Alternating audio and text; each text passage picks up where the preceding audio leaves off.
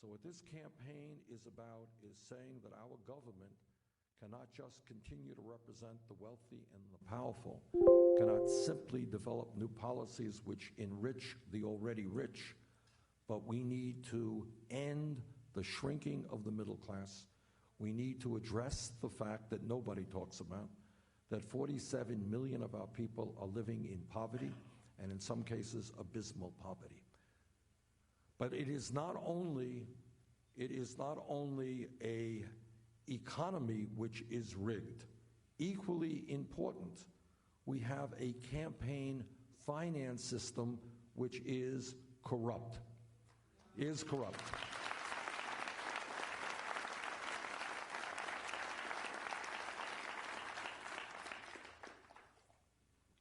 What do I mean by that?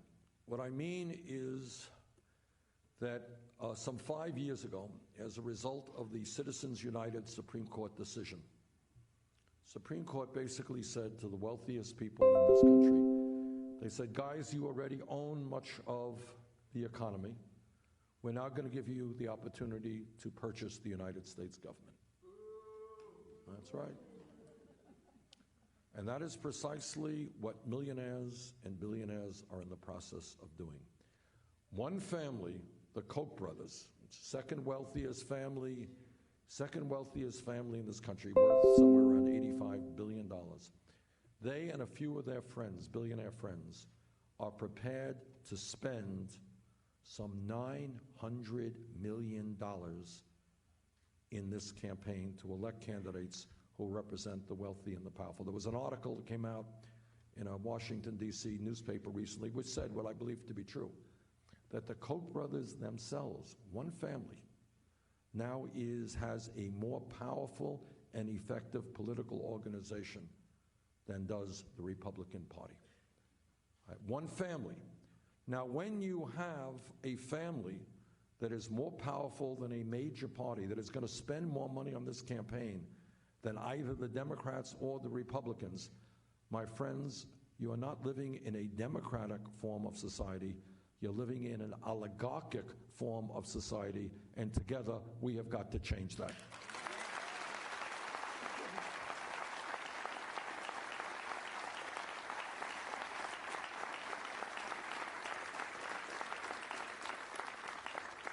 When we talk about the economy, we talk about jobs, and we understand that in America today, real unemployment, who knows the difference between real unemployment and official unemployment? Anyone know?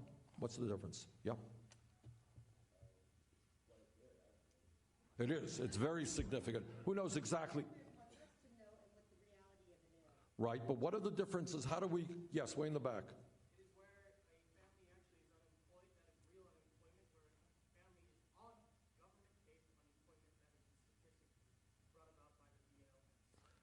Yes and no. It's more detailed. Do you know? Yeah. All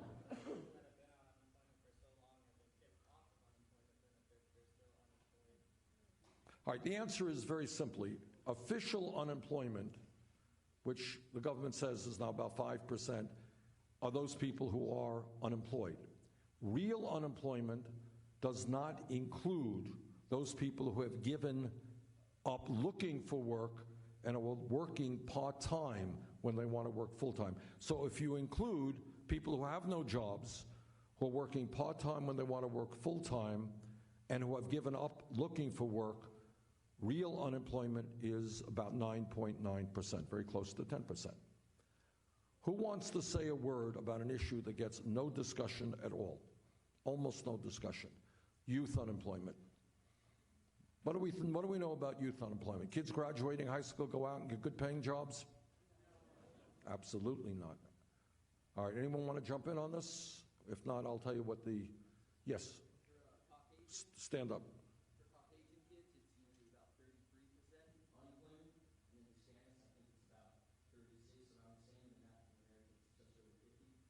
You've been reading my speeches, right? All right.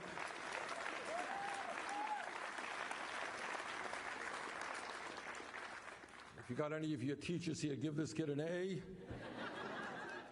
All right. That's right. And here's what we don't talk about, and the young man is exactly right.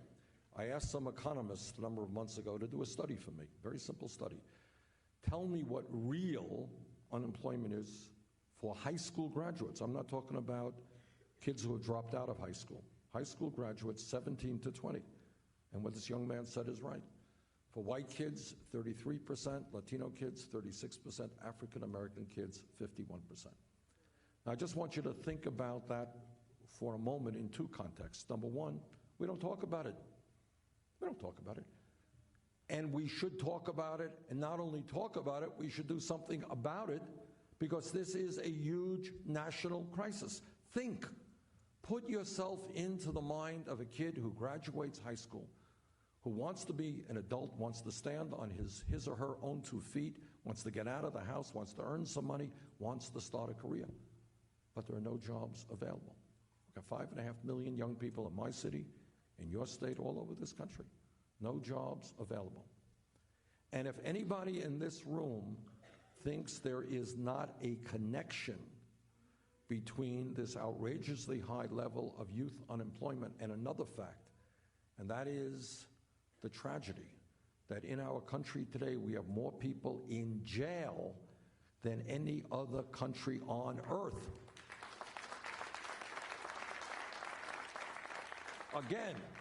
Again, not an issue that we talk about. One of the things that I'm trying to do in this campaign, in addition to winning it, is to raise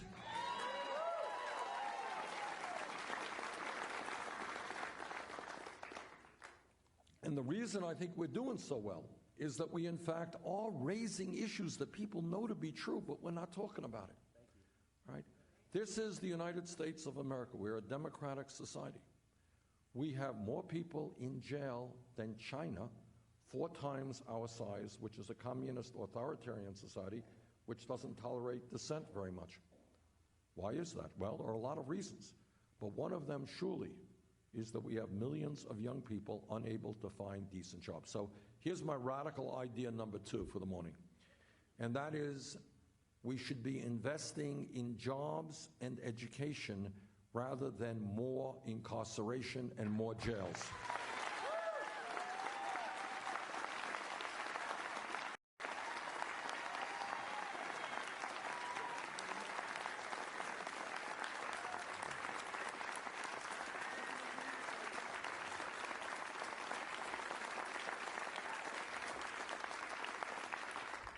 I want you just to imagine what that looks like.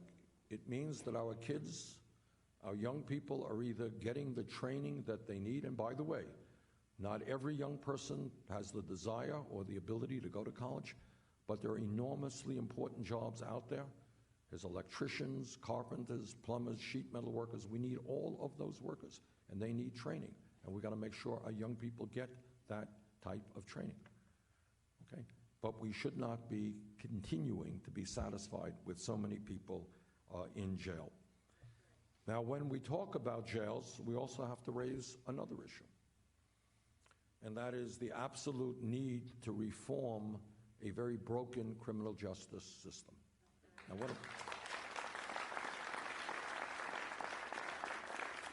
Now, when you talk about criminal justice, that covers a whole lot of territory. I would urge all of you, go to my website, berniesanders.com, for a full discussion of what we mean. But let me just touch on a very few points.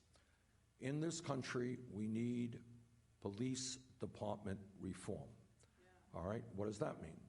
What that means is that many of us are getting very tired of seeing unarmed people, often minorities, being shot and killed by police during arrest or in police custody. In my view, lethal force should be the last resort, not the first resort.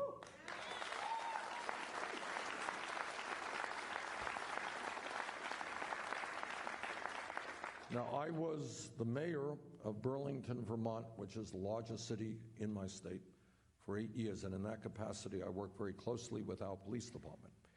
And I know that the vast majority of police officers in this country are honest. They are hardworking people trying to do an extremely difficult job. And we should respect that. But like any other public official, when a police officer breaks the law, that officer must be held accountable.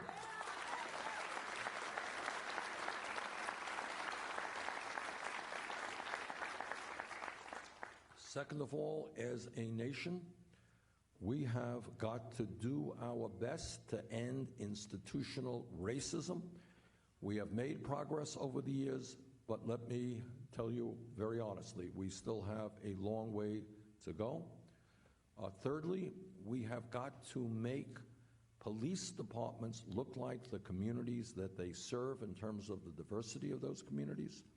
And fourth, police departments should not look like occupying armies. We have to demilitarize many of our local police departments.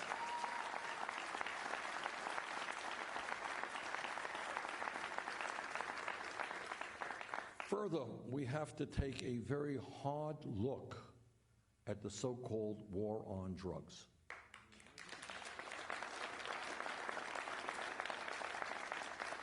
Now, drugs is a serious and growing problem in this country. And I come from a state where we lose people much too often from overdoses.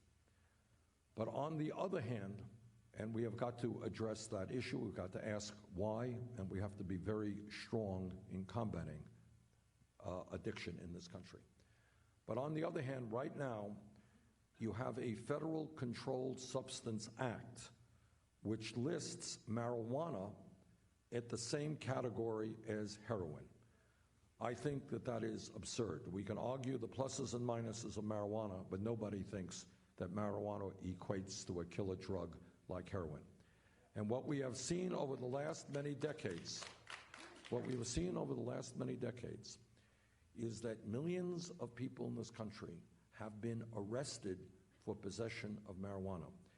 And what that means is that it becomes harder for people to go out and get a job or to do other things because they have that arrest record. And by the way, it becomes a racial issue because it turns out that whites and blacks both use marijuana at about the same level, but blacks are 4 times more likely to get arrested than whites. So I believe that we should take marijuana out of the Federal Controlled Substance Act, not make it a federal crime.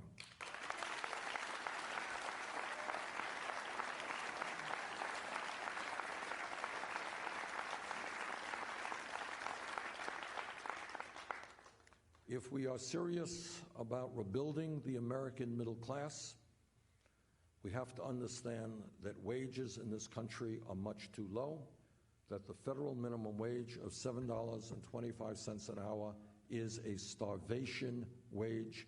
We have got to raise the minimum wage to a living wage, $15 an hour over the next few years.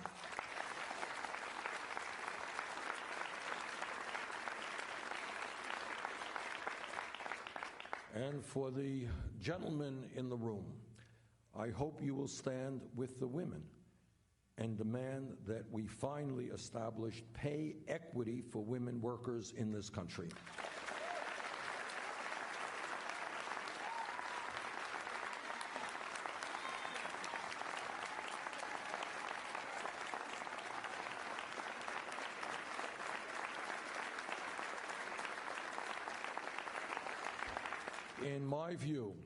In my view, there is no rational reason why women in this country should be paid 79 cents on the dollar compared to men. And as president, I intend to change that.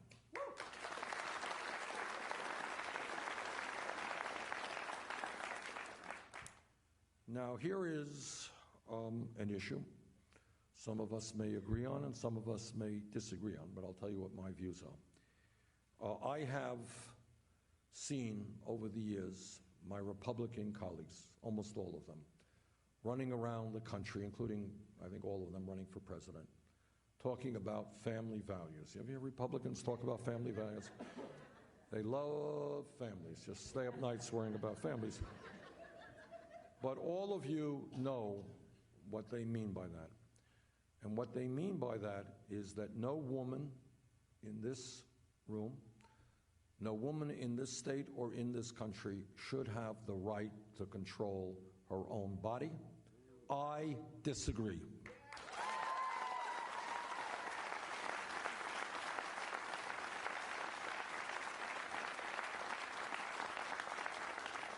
Now, I know, obviously, in Iowa, and I know in Vermont, and I know all over the country, there are differences of opinion on that important issue. But let me tell you where I'm coming from on it. I find it extremely hypocritical for my Republican colleagues every day to tell us how much they hate the government. They want to cut Social Security, and they want to cut Medicare, and they want to cut Medicaid, and they want to cut federal aid to education. Their mantra is, get the government off of our backs. And yet I find it ironic that on an issue of great sensitivity, where women in this country have to make a very personal and difficult decision, suddenly they believe that the government should make that decision for that woman. I think that's hypocritical. I think that that is wrong. That choice belongs to the woman, not the government.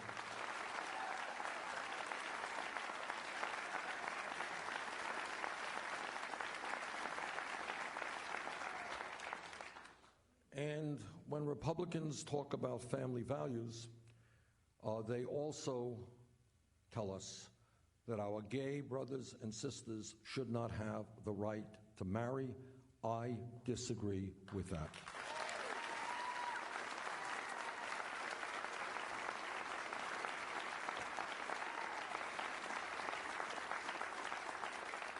Now, my wife, Jane, and Jane is running around the state. I think she's headed in another direction. Jane and I have been married for 27 years. We're very proud of the 4 kids that we have and the 7 beautiful grandchildren that we have. And we believe very strongly in family values and in strengthening families. But when I talk about family values, my views are very, very different from my Republican colleagues. And I believe we have got to end the international embarrassment of the United States of America being the only major country on earth that doesn't guarantee paid family and medical leave to its people.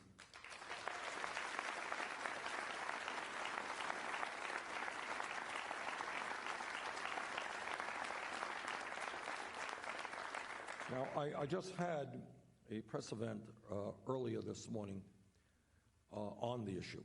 So I want to go into it a little bit and tell you what I mean by that.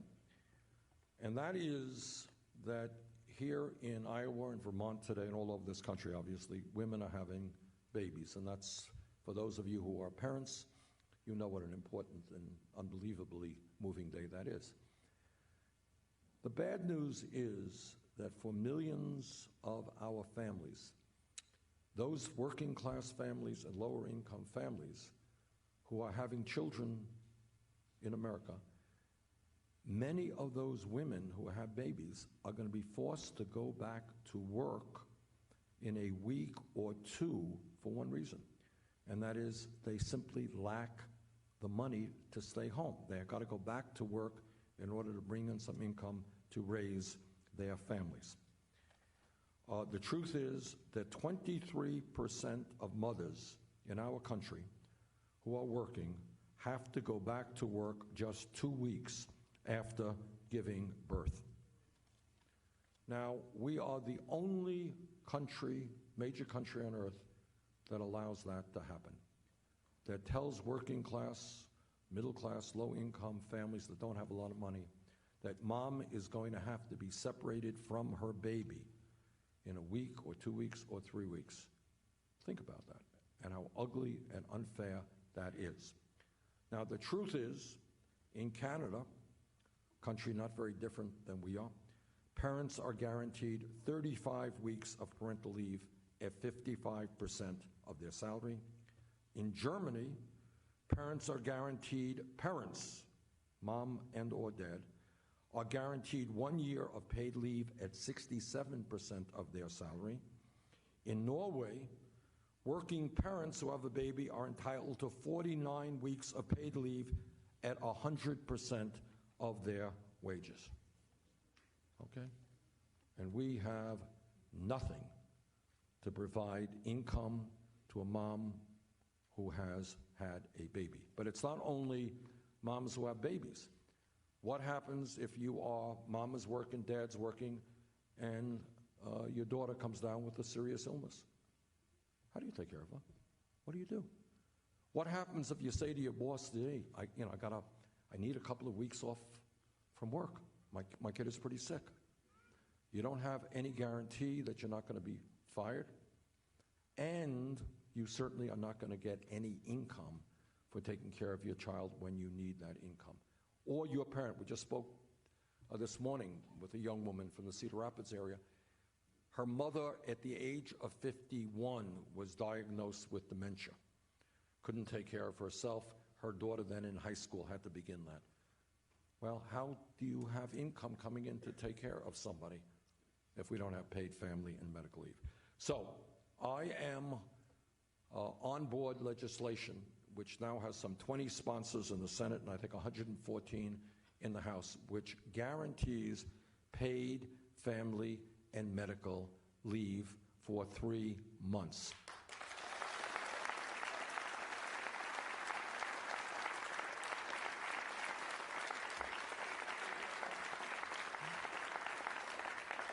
Now, is this program free? No, it's not.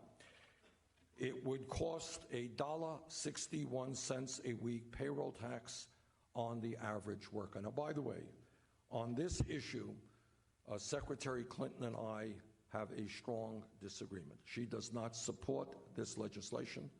She is not clear about how she would fund a program. But I like the idea of a small increase in the payroll tax because it reminds me very much of what Franklin Delano Roosevelt did with Social Security, and it reminds me what Lyndon Baines Johnson did on Medicare. When people pay into something, they own it, they are invested in it, and nobody is going to take it away from us.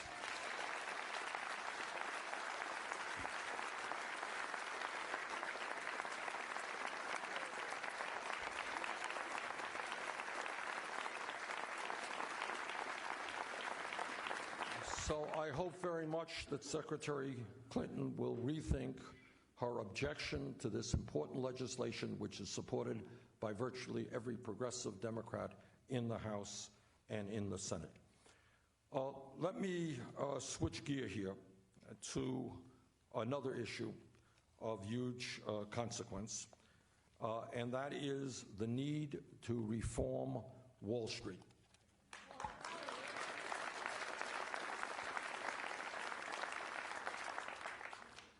Now, when I talk about a nation moving into an oligarchic form of society, at the top of the list of economic powerhouses is Wall Street.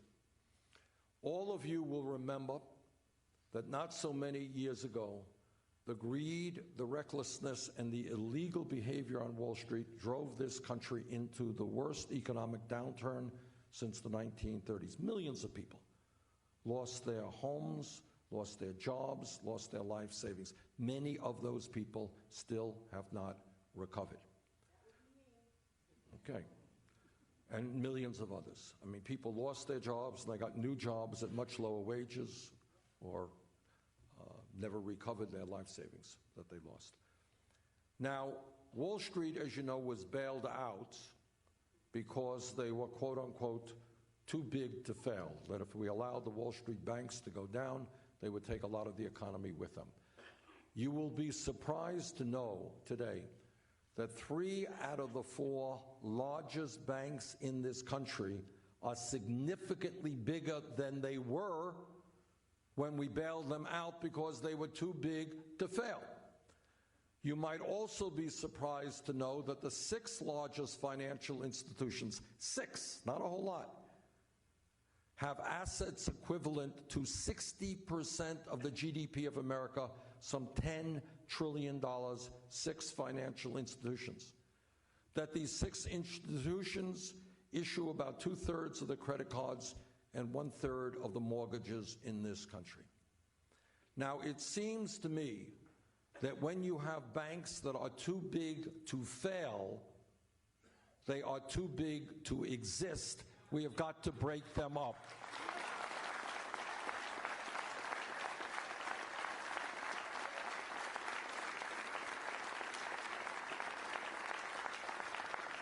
And on this issue, Secretary Clinton and I also have some very serious disagreements. And if you go to Wall Street today and you listen to what some of the Wall Street analysts are telling you, they know which proposals will shake Wall Street up, and they know which will not. They are nervous about our proposals, needless to say.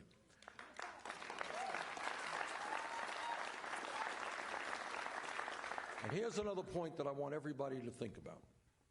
And it gets to the reason why so many people are giving up on our political process, why so many people don't vote, so many people are disillusioned. If you are a young person and you get caught smoking marijuana or you commit some other minor crime, you get a police record.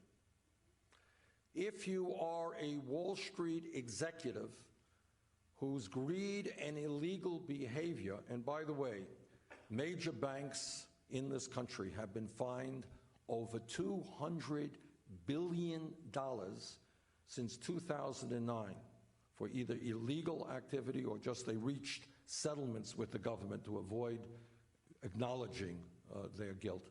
$200 billion since 2009. How many CEOs of major financial institutions have been arrested or prosecuted? Anyone know? Zero. So if you're a kid possessing marijuana, you got a police record. If you are the CEO of a major financial institution whose illegal activity has caused suffering for millions of people, zero. So we are living in a system in which not only are banks too big to fail, but big bankers are too big to jail.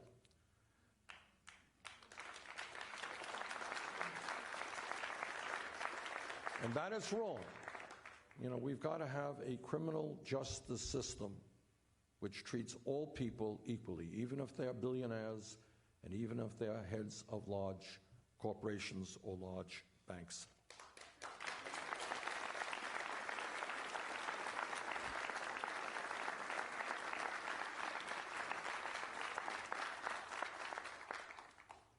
There is another issue out there that is so very important because it touches on every other issue.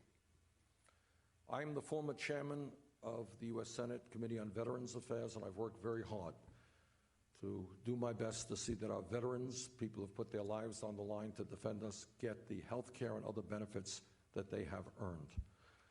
But in the process of being chairman, I had the opportunity to talk to some wonderful people from World War II, Korea, up to Iraq and Afghanistan. And it really struck me as so sad that people who have put their lives on the line to defend democracy, people who never came home defending democracy, where we are today in terms of our democracy. And the answer is that right now, as a result of Citizens United, you have a system which is corrupt and billionaires able to buy elections. So this is what I think we've got to do. I promise you that any nominee of mine to the U.S. Supreme Court will not get that position unless he or she is clear and public about telling us they will vote to overturn Citizens United.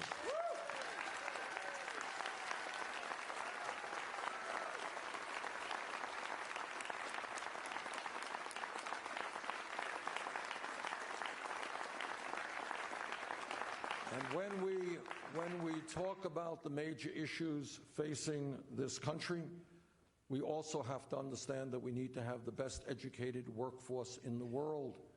And that is why I believe in two things. Number one, public colleges and universities in America should be tuition free.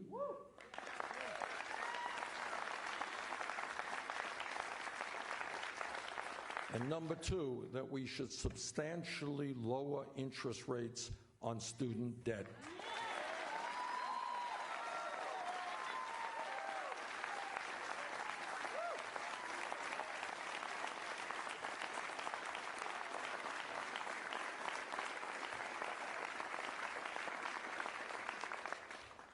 You know, we want our people to get the best education possible. We do not want them to be saddled and handicapped with huge debt for decades. It makes no sense at all. Now, right now, you have people who have student debt who are paying 6, 8, 10% interest rates on their student debt, and yet you can refinance your home for 3 or 4%. So I believe that we should give people who have high interest rates on student debt the opportunity to get the lowest interest rates they can. That will save people huge amounts of money.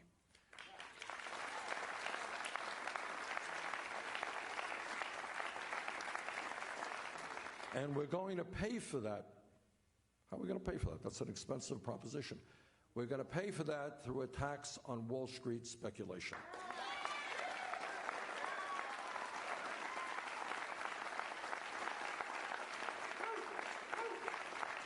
When Wall Street crashed, they went to the middle class of this country and they said, please, please bail us out. We are in trouble. Oh, we'll be so good. Just help us. And Congress, against my vote, did that, as a matter of fact. Now the middle class is hurting. It's time for Wall Street to help the middle class.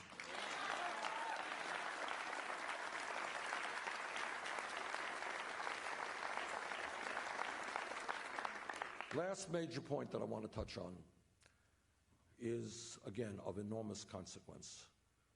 And as a member of both the Senate Environmental Committee and the Energy Committee, I will tell you that within the scientific community, there is no longer any debate. Climate change is real, it is caused by human activity, and it is already causing devastating problems in this country and around the world. And I worry very much about the young people who I see here, and about their kids and their grandchildren. Because if we do not get our act together in a very short window of opportunity, the planet that we're going to be leaving to our kids and our grandchildren will be significantly less healthy and habitable than the one that we have today. So in my view, we have got to have the courage to take on the fossil fuel industry, the oil companies, the coal companies, the gas companies. We have to take them on. We have to take on the politicians who are dependent upon the fossil fuel industry's campaign funds, and we have got to lead the world, working with China, Russia, India, other countries, away from fossil fuel to energy efficiency and sustainable energy.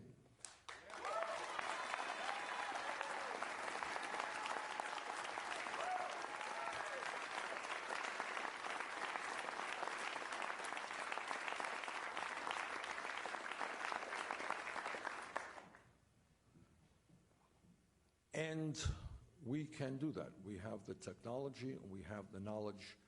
What we lack is the political will. All right, let me, for a moment, move toward politics. Some of you may know, I hope you all know, that you're having a Democratic caucus here on February 1st. Some of you are aware of that. And I am hoping that all of you will go out to that caucus, because the Iowa caucus actually is a really interesting and almost unique opportunity for people to engage in the political process. You know, in most states, my state, you cast the vote, and obviously that's enormously important. But you do more here.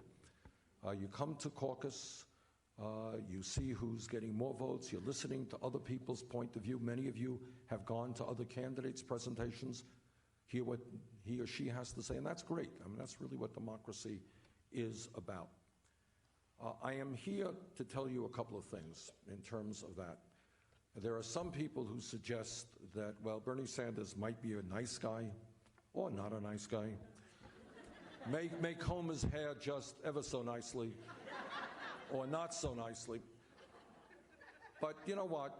He can't win He can't win, that's all. So don't bother voting for Bernie because he can't win. Let me respectfully disagree with that assertion.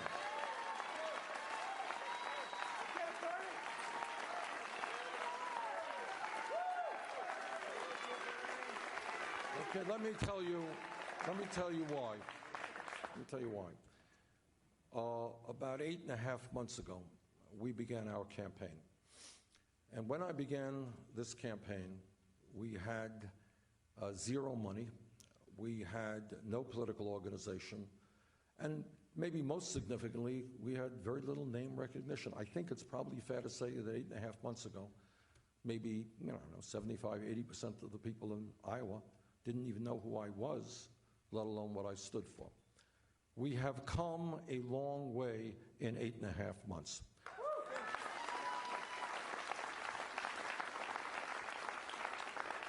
And if you look at the polling around the country and the polling here in Iowa and New Hampshire, we have got a real shot, I believe, to win here in Iowa with your support.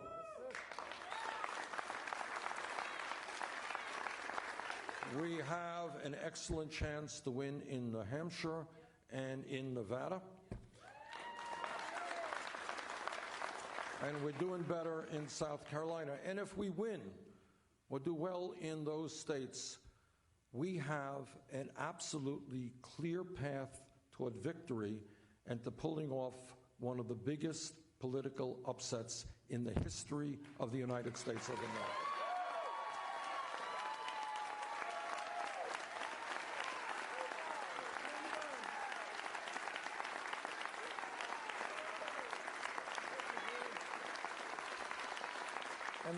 And I think the reason that we are doing as well as we are is that people understand that given the severity of the problems that we face, and I've just ticked off some of them, given the severity of the problems we face in terms of income and wealth inequality, a corrupt campaign finance system, climate change, the need to make college available to all of our people regardless of income, those type of issues, that we need leadership in this country today prepared to take on the big money interests, and that the status quo and same old is not going to work. Let me give you an example of something that's happened that I never in a million years would have dreamed could have been possible when we began this campaign. When I began the campaign, people said, well, Senator, this is the year 2015, 2016, and here's the real world of politics.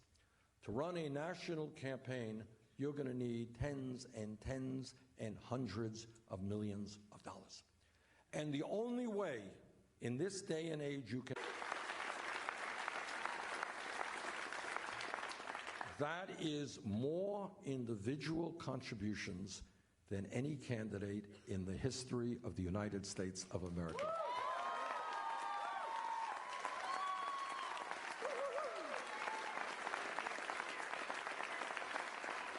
And here is what I find really moving. See, I don't go to these wealthy homes and walk away with millions of dollars. Our average campaign contribution is somewhere around $27.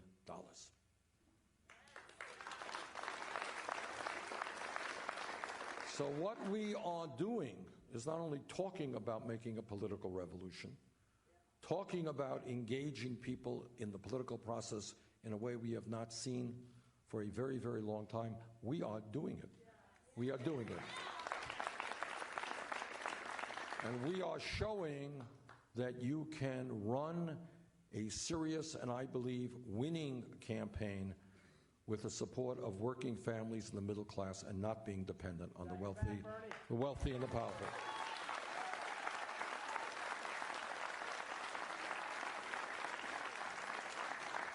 And here's the second reason why I believe I will be the strongest Democratic candidate to take on the right-wing extremism of the Republican Party.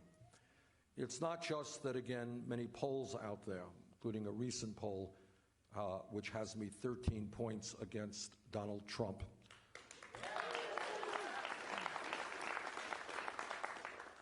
But I think that the key to politics today is the following.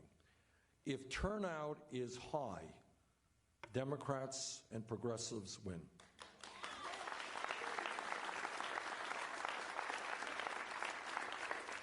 If turnout is low, as it was last midterm election, Republicans win. And I think that the evidence is pretty clear and overwhelming, that it is our campaign that is striking a nerve with working people and with young people all over this country. I believe that it is our campaign that will create a very significant increase in voter turnout. And when we have a huge increase in voter turnout, not only do we retain the White House, we're going to get back the Senate, we're going to do well in the House, win governor's chairs all over America.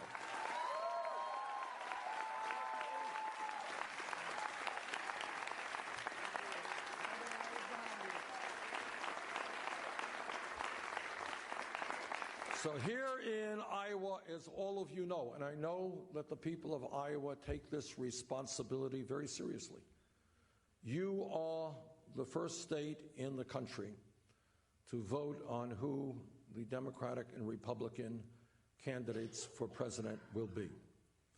So I am here today to urge you to please come to the Democratic caucus. Please support my candidacy, because what my candidacy is about is not just voting for Bernie Sanders. You are voting for a political revolution which involves millions of people who have given up on the political process, getting back in it, reclaiming our democracy, and working together not only to elect a president, but much more importantly, to transform our country. Thank you all very much.